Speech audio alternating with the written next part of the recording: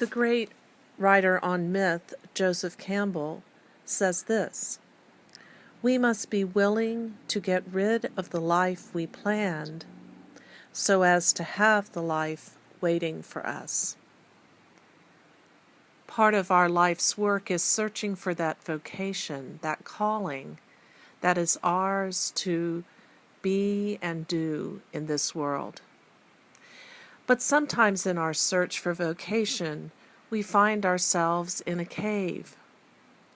We find ourselves unable to see the way forward, and the cave seems cold and dark, a cave where we cannot find the light. We feel paralyzed. Perhaps a situation in our life has kept us captive.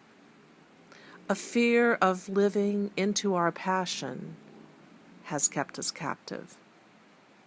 We feel that a stone or a gate is tightly lodged or locked at the door of the cave, and there seems to be no way out. Emmanuel Church in Cumberland, Maryland, is a church that sits gloriously on a hill for everyone to see. This spring, the flowers and the trees are blooming and budding, and it seems a place of hope and possibility. But underneath the church, there is a great secret chamber that first served as the fort at Cumberland during the French and Indian War and the Revolution, but it also served as a location on the Underground Railroad.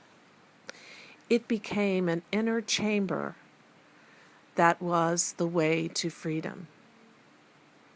And so it is with us. When we are in that place of a cave, perhaps of our own choosing or the world's choosing, we find freedom in that cave. Franz Kafka wrote a story called The Cell, and in a very dark place, there were several doors and passageways. Eventually one was led to stand in front of a dark, smooth rock face, scarcely a handbreadth beyond the threshold, and extending vertically upwards and horizontally on all sides, seemingly without any end. There seemed to be no way out. Kafka imagines a room of one's own choosing that leads nowhere. That's what it feels like when our vocational life, or our life in general, seems to be stuck. In modern life, where there sometimes seem to be so many choices, perhaps our greatest fear is that we will make a mistake and choose the wrong passage, the wrong path, and will end up in front of the dark rock face. However, going down whatever path we're called at the moment, taking the next step, even in the darkness, will lead one to freedom. Try to enter that inner chamber that is within you, and you will discover your treasure. Believe.